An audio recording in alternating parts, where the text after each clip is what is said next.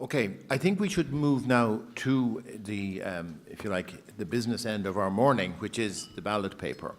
And we've worked on this overnight. We've, as I said, tried to reflect the discussions we had yesterday. And David is now going to take us through the draft ballot paper, explaining, not just explaining the questions, but also perhaps reflecting on some of the implications behind answering the questions in one way or another. Thank you. Okay, thanks for that. As you can see, there are two ballot papers, so they'll be in different colours as we've done it in the past. So I'm going to talk you through ballot paper 1 first of all, and then come to the other one. And if you look at ballot paper 1, the way in which we're doing it is the way we have tried to do it throughout the process of this convention. So we start with the basic question and then we move through the various options. So I'll talk you through it. So the very first question is, should we change in any way or replace our existing electoral system? So that is simply status quo versus change. That's the choice you're being asked. If you think in any way whatsoever we should make some change to our electoral system or even replace it, you would vote yes here. But if you think the existing electoral system we have is fine and dandy and there's no need to change it at all, you would vote no. And then we move to the second question. So the second question is saying, regardless of how you as an individual voted, if the convention has decided as a whole that they want to change the electoral system, then we're asking you as an individual member, which of the following would you consider would be the way in which to do the change? So now the choice is, do we just, in some way or another, we have yet to decide, modify the existing electoral system, so we keep PRSTV, but we make some kind of changes to it, which we'll come to in a minute, or do we replace it altogether with the mixed member proportional system? Then we move to the third question. So the third question is saying, regardless of how you as an individual member voted, in the event that the convention has decided that they want to modify the existing system, which of the following would you consider? So here you can vote for either there's two options, and you can vote on each of these options. So do you want larger constituency sizes? You remember there was some discussion yesterday about how in Ireland we have very small constituencies, and there were at least a couple of tables that I visited certainly, and we saw it in the feedback, that were suggesting that it would be far better if we were to force the issue to say constituencies should not be smaller than 5. And there was quite a bit of discussion on the platform with the Michael Marsh in particular and Michael Gallagher about what that might mean in terms of county boundaries. And the suggestion would be that if you went for very large constituencies, you could combine the boundaries, and that way you wouldn't necessarily have to break county boundaries. You'd have 2 or 3 counties together with big constituencies. So this first question is saying, okay, if we're going to modify STV, one modification might be to have larger constituencies, the minimum size being 5-seaters. Another modification then is, do we change the current situation where candidates are listed on the ballot paper in alphabetical order, so the Tom Arnolds of this world have a better chance of winning because theirs is the first name we come to and we give them a vote. So we might come up with some alternative where we might rank order candidates in some way or another other than by alphabet. So there are 2 possible modifications that you could vote for as individual members of the convention. Then we move to the fourth question. So the fourth question would be, in the event that the convention has decided as a whole that instead of our existing system, we want a completely new system, we want mixed member proportional. There are 2 options here. Do you want what we'll call the classic, the German mixed member system? So effectively what you'd be saying is you would want a version of mixed member system which would be single seat constituencies with some big top-up of a party list. And if you go for that option, it could be first past the post, it could be alternative vote, it could be any number of ways in which you elect the single seat constituencies, but it would be single seat constituencies. Or you might say, no, the version of mixed member proportional we want is single transferable vote for the constituencies with some big national list at the top. And if you go for that sort of one, then you might need far fewer national list politicians because you have big multi-seat constituencies at the constituency level. So that's a different kind of mixed member system that you might want to go for. And then I'll stop in a minute and maybe take some questions before going to the second ballot paper. But let me finish this first one off. So then question 5 is, should we change the number of members of Dáil Éireann? This was an issue that was coming up from the tables yesterday. So we're asking you as individual members just a simple question: should the size of the Dáil be changed, yes or no? Regardless of what way you might want to change it, just the idea that it might be changed, a bigger Dáil or a smaller Dáil or whatever. And then, regardless of how you voted as an individual member, question 6 is saying, in the event that the Constitution, the Convention as a whole, has said that the number of members of the Dáil Éireann should be changed, here's a range that you could vote for. So you could say we should keep it roughly at the, currently the Dáil, just to remind you, is 166 members. And if for the next election, it will be 158. It's going to be reduced to 158. So we're saying, do you want to tick the box that it would be sort of 159 plus, which would mean roughly 30,000 voters to every Dáil deputy. Right down to the other extreme, which is a Dáil of 100 to 130 members, which would mean something like 48,000 voters to the average Dáil deputy. So you'd be saying, let's reduce the size of the Dáil, but of course that means that every Dáil deputy has to look after more voters.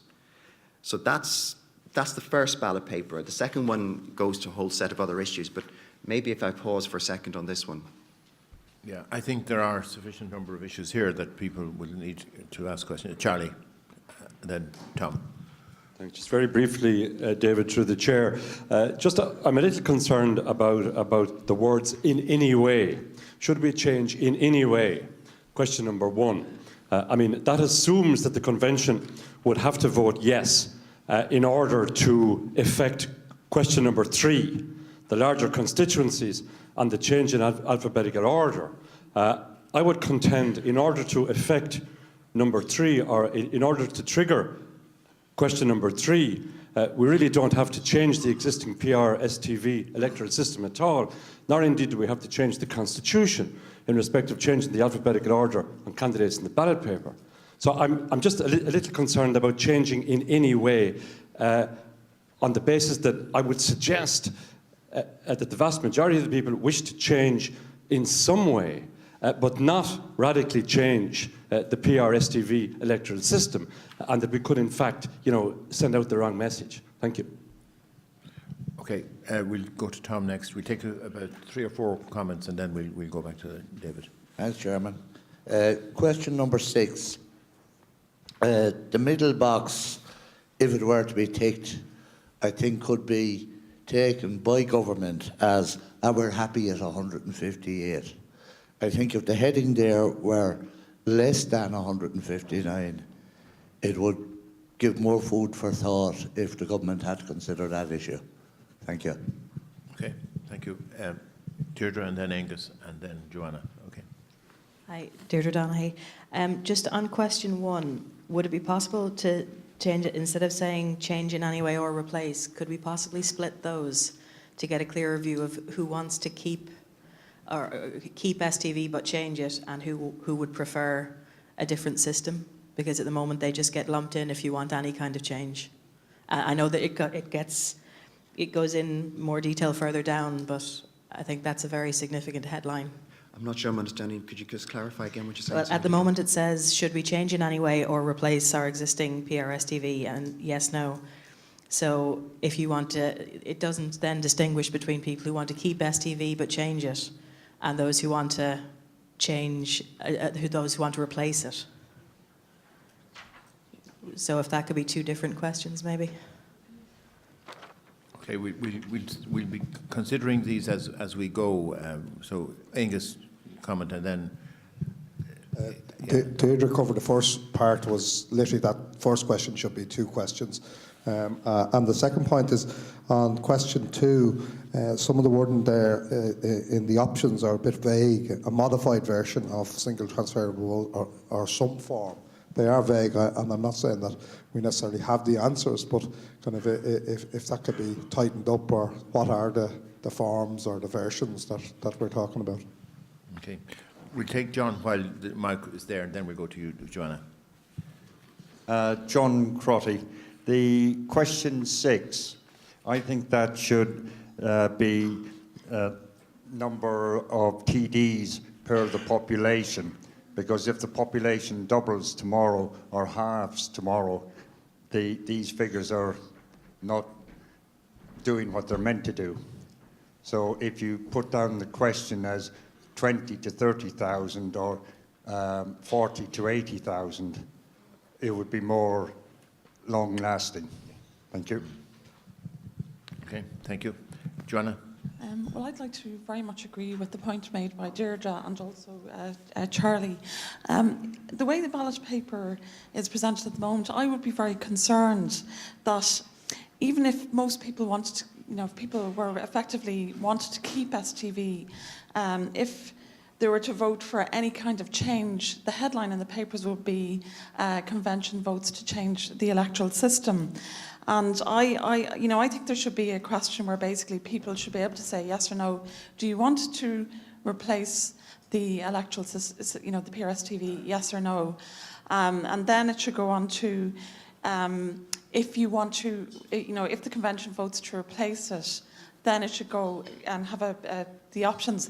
Like the other thing is that it doesn't have the other options. Like, some people who want to change the electoral system want to go to the list system. Some people want to go to the alternative vote. Now, I know you had that ballot before, but I think it gives the wrong, it wouldn't give the right result just to have, in relation to change, MMP or a modified version of STV. So what I'm basically saying is I think the ballot paper should say, number one, it should say, do you want to replace STV, yes or no?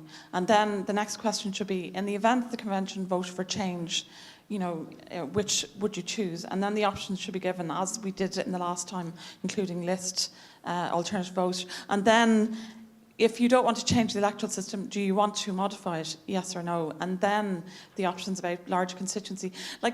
I don't see that larger constituencies is a change to the electoral system. I just know the way it is now, that if we vote, there's a very strong possibility the headline will be convention votes to change electoral system, even if the view is to retain STV, and I'd be concerned about that. Okay, thank you. We'll try to... Jerry, you have a comment? Could I just agree with Joanna, Deirdre and Charlie in regard to question 1, and that I would think that we should have a specific separate question, should we replace PRS-TV, yes or no, up and down vote? And in terms of number 3, question 3, could we insert as part of the option to whether we should, in the event, move to a single seat constituency using AV or PRS-TV as well? Gramargat. Thank you. Can I have a go at trying to answer some of these before I forget them all? Okay. I'll start with Joanna. I just wanted to remind us of how we've done this. I mean, the last weekend we considered list and we considered alternative vote, we considered first past the post, and the convention agreed that we were not going to take those ones any further, and we were only going to now focus on mixed member proportional as the only option. So we haven't had much of any discussion in any detail about those other options. So it would be a bit unusual to have those options back on the ballot paper when we haven't really discussed all the detail that one would really need to discuss of those systems. So I wouldn't suggest that. And then I would say, in terms of both Joanna and a couple of others, if you just look at question 3 where it says larger constituencies, smallest constituency size will be a 5-seater, that's a huge change. That is a very, very important change to the electoral system, because that would transform the situation that we currently have with our single transferable vote, where large parties win the bulk of the seats and small parties struggle to get seats. If you went to a version of our existing system where the smallest constituency size is 5-seater, we'll have a lot more parties in the Dáil. Smaller parties will pick up a lot more seats, and the bigger parties, the Fine Gaels and maybe again in the future the Fianna Fáils of this world, will have less seats. So we will have a much more multi-party system and much more coalition governments like you have elsewhere in Europe. So that's actually a huge change to our existing electoral system, that one thing alone. I just wanted to make that absolutely clear. And now Jane suggested to me one way in which we might deal with the question 1 option might be something along the lines of having an option, should we make a change to the electoral system, yes or no? So the question 1 would be, should we make a change to the electoral system, yes or no? Should we replace the electoral system, yes or no? So that we would allow the convention a possibility to consider just some change or major replacement. But I'm not sure if that's addressing the questions adequately. So maybe someone else will come in on that one again. I think John's suggestion about question 6, that we might put in the number of we will make that change. So that's fine. I think that's all I can remember of the questions. I may not have reflected very well. I think this question 1 needs some more thought. Are there any other comments? I mean, I'm going to take comments now. I don't want people commenting, saying the things that have already been said, because we know those. So unless somebody has something different to say, I don't want to hear them. Okay? Right. So, Angus first. And we're working on that constraint. I'm going to stop people who are repeating. It's just in relation to the larger constituency. There's no guarantee that kind of larger constituencies would necessarily reflect kind of more parties in the Dáil. If you go back to the early years of the state, in fact, kind of the larger constituency returned Cumann and Gael, Fianna Fáil, didn't return Sinn Féin, which contested the elections, the Labour Party, Workers' Republic, and all of that. That's in the gift of the people. So there isn't a guarantee, but I think it is. In local elections, kind of the bigger the constituency, the more reflective it is, and I think it is a useful tool that we go that way, but it doesn't guarantee that smaller parties or bigger parties are affected. Okay. Yvonne first, and then Thomas Byrne, and then James. Okay. Microphone, yeah. My name's Yvonne Carney. I cannot see a problem. I'd actually welcome it that smaller parties, independents, would get more seats and the larger parties less. Now, the other problem with is, am I right in saying that there's usually 60, 63, 67% of voters turn out? Right. I can't see a problem then with, what one was it?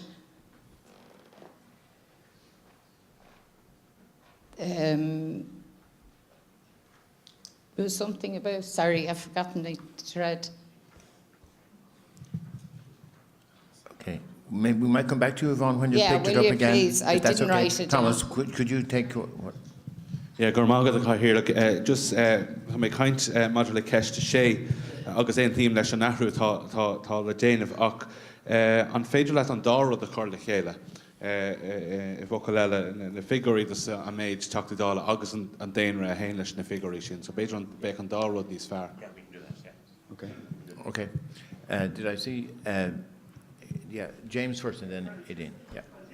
Sorry, again, microphone. Yeah.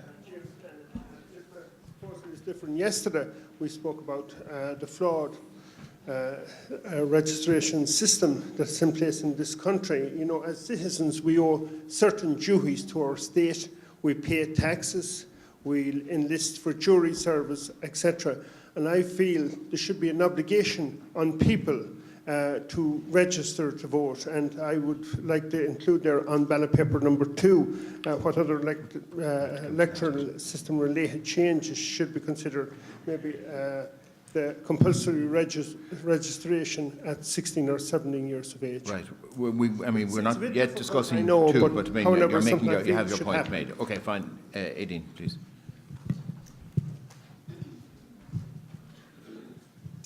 Aideen Hayden. I just want to say that I actually think the ballot papers it's done at the moment is actually an excellent piece of work and well done. I think the last 2 weekends have been, you know, they're difficult issues, there's no doubt about it. But I think a great job has been done by the convention. And I think the question is very straightforward. Do we or do we not want to make any change to the existing system, yes or no? And I don't think you can move on to the other questions until you answer question 1. I do appreciate Joanna's concerns, but I don't think, to be honest with you, you know, the media are that particularly trite. And I think you've done an excellent job. Okay. Susan, could I have the microphone over here, please? I mean, if there's some suggestions for, you know, perfecting this ballot paper, we'd be glad to hear them. Otherwise, we'll go off and try and come back with another draft, okay? Thank you. Yes, I mean, I agree that it's a very good ballot paper. In relation to replace and change, I do think there is something to be benefited from. There are some people who absolutely want to replace the system we have with a new one. And there are some people who'd like to change the one we have somewhat. Yeah. So replace and change, I think, are 2 different words. And I think the question 1 would benefit from some clarification, which would allow that to be clear. Some people absolutely don't want to replace the system we have, but they'd like to make some changes. And as David said, the size of the constituencies would be a change, but it's not a replacement of the system. And that was actually the logic, and when we were framing this paper, we were working to that basic logic. Okay, I think we have some ideas here as to how we might capture, I think, the sentiments that you've expressed, and we'd be prepared to go off and come up with another draft and come back to you with it. But could we go on to ballot paper number 2, please, because we... Yeah, so on ballot paper number 2, this is where we sweep up all the other things that we were discussing. Okay. So we start with question 1. What other electoral system related changes should be considered? And this is the topic that we were just discussing a few minutes ago. Do you want to have an electoral commission? Do you want to extend polling hours, polling days? Basically, you would be signalling with that you would like, just more polling hours. It could be that you might want weekend voting. It could be any number of ways you would extend it, but you would be signalling that you would like more polling hours, polling days if you vote yes. Do we want greater access to postal voting? Excuse me. Do we want to improve the accuracy of the electoral register? I mean, that was such a powerful thing that was coming back from the floor only a few minutes ago. So you could then very strongly signal, if you voted yes for that one, that there's something that needs to be done to improve the electoral registrar and you want it done. And then more generally, do you want the introduction of measures to improve voter turnout, such as, for example, better education? That was a theme that came up from at least 1 or 2 tables yesterday. Then question 2, this was the theme that Jane was talking about, the non-parliamentary members of government. So the question is, should Dáil Éireann be permitted to appoint non-members of the Oireachtas as ministers? And as you'll remember, Jane talked about 2 possible approaches there. One would be that you would have people who were never running for politics, experts or whatever we're going to call these things, who could just come in and be made ministers, but they're not politicians. Or the alternative would be that Dáil deputies who are made ministers then have to give up their membership of the Oireachtas while they are ministers. So that question incorporates both. The idea would be that a minister, if appointed, would no longer be a member of the Oireachtas. Then questions 3 and 4 are following the kind of formula we've been following more generally. So they're both relating to the theme of direct democracy. So question 3, should direct democracy, by which we are referring to it in this convention, we mean citizens' initiatives, should this be introduced, yes or no? And then, regardless of how you as an individual member of the convention voted, if the convention as a whole says that we should have direct democracy, here's 2 options that you can vote on. So do you think it should involve simply just placing items on the legislative agenda, so citizens petitioning to say, we would like the Dáil to consider this piece, this issue for legislation? That's that first one. Or secondly, actually requiring constitutional referenda, so citizens petitioning to say, we want to force a referendum to change the constitution on some issue. Okay. Any comments on it? We have James has made his comment already. Paula, please. Paula Sheridan. I was just wondering, in regards to question 2, would it not be advisable to split it up, because you might agree with ministers no longer holding seats as TDs, but maybe not necessarily allowing non-elected people to be a minister? Yeah, we can perhaps reflect that, but we can also, this is where again the narrative of the report that we will be writing, we will be able to go into some more detail in a number of these issues here as we explain them in the report. So, we're not going to be voting on everything, but we'll be voting on, if you like, principles, if you like, or different possibilities that people who have suggested these things would enable us to do. Yeah. My name is Peter Halligan from Cork. Just looking at this, we mentioned education. I think it's important to reframe voting as a responsibility and a duty rather than just a right. And that's a really big important thing, a reframing through education, because people want all the rights but don't seem to want to have any of the responsibility. Also, if we had a way of automating the electoral register or having someone responsible for it, an introduction of compulsory voting would ensure that it stayed the right way, because if people weren't here to vote anymore and they got fined, then people would take themselves off it, which may ensure that helps it. and increase voter turnout, possibly for people who are suffering apathy or whatever. Like in Australia, it's a very small fine, so if people really don't want to go, they don't have to. Also, local government reform is something we were talking about, which seems much more important than changing the electoral system. If you empower local government to be able to do better work, then it might free up TDs more. And with direct democracy, we spoke about the right to recall as well, which isn't mentioned on here, which would definitely create more accountability.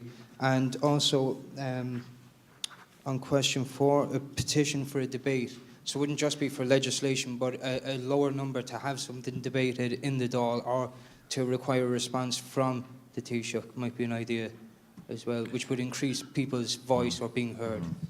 I think there's a limit to the level of detail we can get into voting here. But again, I think some of these ideas can be reflected in the report. Could we have you?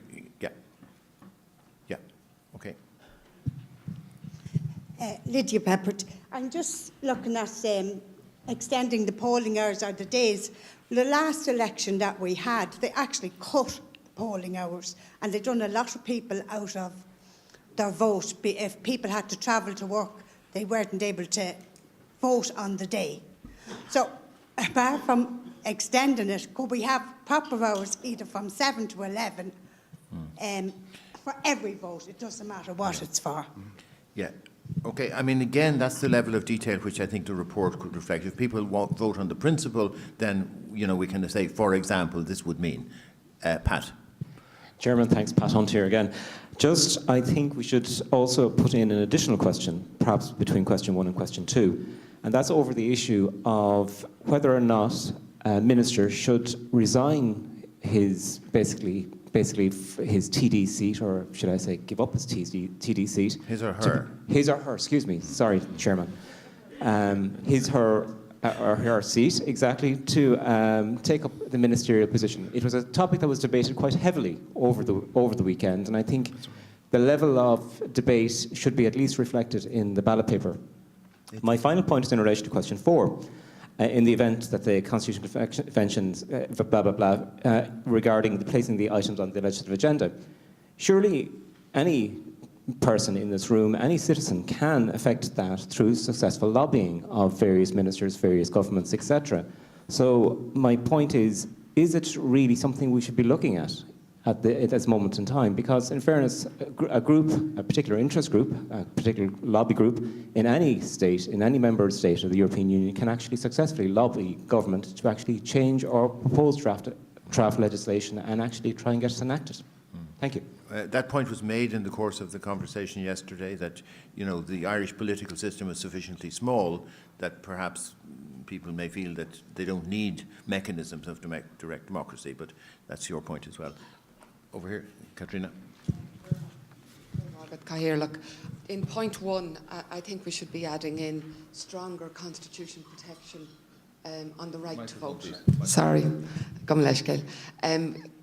point 1, I think we should be adding in as a 6th, stronger constitutional protection on the right to vote, on the protection of the right to vote. And the reason I'm suggesting that is for points that were made earlier and in relation to the Department of the Environment. But I think that would be it would force it to be taken very, very seriously. And the second thing is, we had a discussion yesterday about direct democracy. And I think we should be adding in on point 3, direct democracy with adequate safeguards, because we heard about how lobby groups in certain areas or certain parts of the world can have a disproportionate influence, and I think we do. I'd certainly be happier casting my vote in that if there were safeguards in it. Okay, we can take that point. The issue of stronger constitutional protection and the right to vote, I'm not sure that we have really discussed that. My sense is that might be quite an issue with quite deep implications. Michael Gallagher, sorry if I woke you up. Do you have any reflections on that issue? I wasn't quite clear about the reasons why it was felt that it might need strengthening.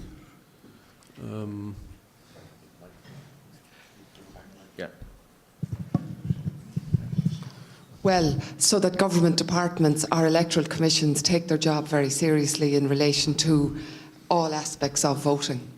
And I mean, we saw the response that we got yesterday from the Department of the Environment. It was very laissez-faire in certain aspects. And if it's in the Constitution, it'll concentrate the minds.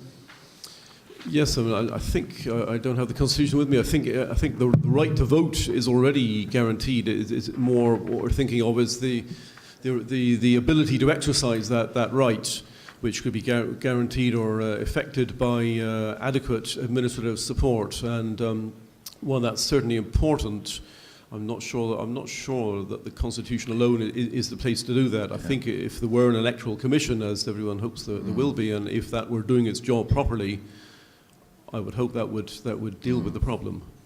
I have to say that's my feeling as well. I mean, I really think we should not be putting things in the Constitution that, you know, at least we should, as a convention, not be recommending changing the Constitution unless we've fully thought through the implications of what it is we're suggesting. We're going to have to close this fairly shortly, so Tom. Thanks, Chairman. I'm Burke again. Just want to disagree with Pat on item 4.1. I think there is a need to have the question of placing items on the legislative agenda. Pat said you can have a lobby of the government. You can, but the government can ignore a lobby. If you have this enshrined in the Constitution, they will at least have to put a question to the House. Thank you. Thank you. Thank you. Susan, and again, you know, both of you have spoken already, so I mean... They're very brief. Yeah. In question 1, I would love to see better education as a separate item. I don't think it's actually necessarily improving voter turnout. I think it's such a big issue that it should be on there in its own right as a separate box. And in question 4, placing items on the legislative agenda, could that also read placing, removing or amending? So that it isn't just about adding, it's about also taking away. Thank you. Yeah, that's a reasonable comment, yeah. Angus. I haven't spoken on this ballot paper so far.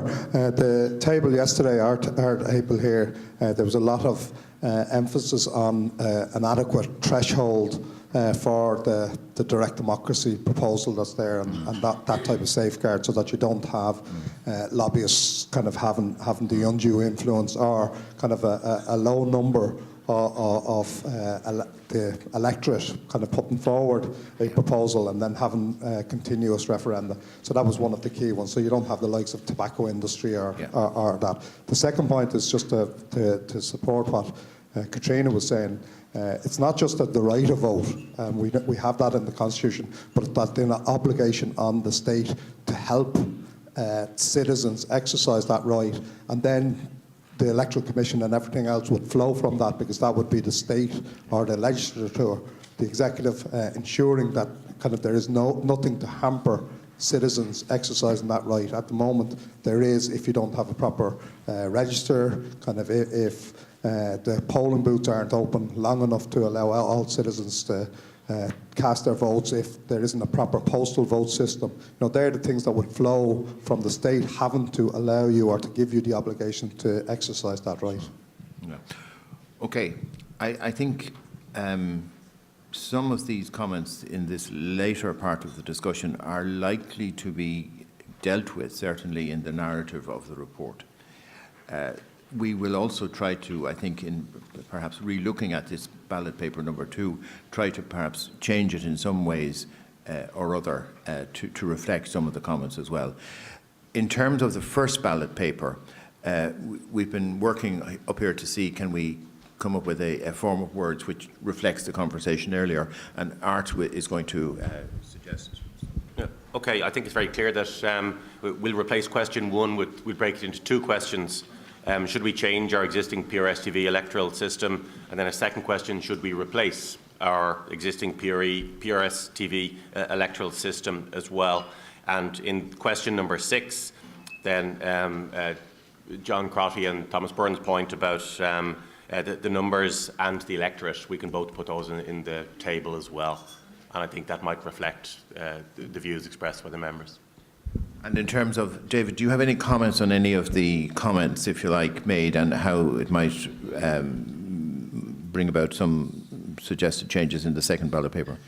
I mean, for me, it's certainly, I think Katrina's helpful suggestion for the wording of question 3, I think that would be very easy to incorporate. So we would say with appropriate safeguards, and then, as you said in response to Angus, that would then in the report would reflect how those safeguards might well be introduced. And Susan has made a very, yes, it seems to me maybe we should consider adding a cell which is education. Okay. As a separate issue. Okay, maybe what I'm going to ask the convention is, if you like to take it on trust, that we are now going to go off and try and make those amendments and bring you back the final ballot paper. And Aideen, last word now. This is the last word. Okay, fine. It's just from a point of view of clarification, okay? If you change question 1, which is a good amendment, you're going to have to change question 4. Which is, it should be that in the event that the Constitution votes to replace the existing system, obviously there's only one choice if we replace, and that is the MMP system, okay? So just from the point of view of clarification, it is in the event that the Constitution votes to replace the existing system, with MMP. Which form of MMP should be adopted, okay? Yeah, we can, that's again a very good logical comment, so thank you. Okay, I think if you like, I'm reluctant, Robert, because I said it was the last word, but wait. Okay, well, this is really the last word now. Okay, could you use the mic, please? Sorry, Robert. Could we have a response to the point that Pat made about question 2, that in relation to all ministers resigning their Dáil seats if they're... That's actually what question 2 is saying. What question 2 is saying is, should Dáil Éireann be permitted to appoint non-members of the Oireachtas as ministers? That incorporates the idea that a member of the Oireachtas, a Dáil deputy who is made a minister, if you were voting in favour of that, would have to give up their membership of the Oireachtas. But it doesn't allow for the option of insisting that they do. It's basically it's giving a very strong signal from the convention that that's what you would want. Yeah, but in fairness, David, that question as it stands doesn't make it clear that that is the implication. So, in a way, people perhaps could vote on that, because as you've just explained it now, it goes beyond what might be obvious in the question. I mean, the option could be to actually specify the 2 ways in which you could do it. So would you want ministers who are external, who are not politicians, would be one way, better way of doing it than I'm just framed it now, one option. And the other option would be that Dáil deputies, if made ministers, would have to give up their membership of the Dáil. Which, okay. It has to be explicit, I think. We have to be clear as to what it is we're voting on. Okay.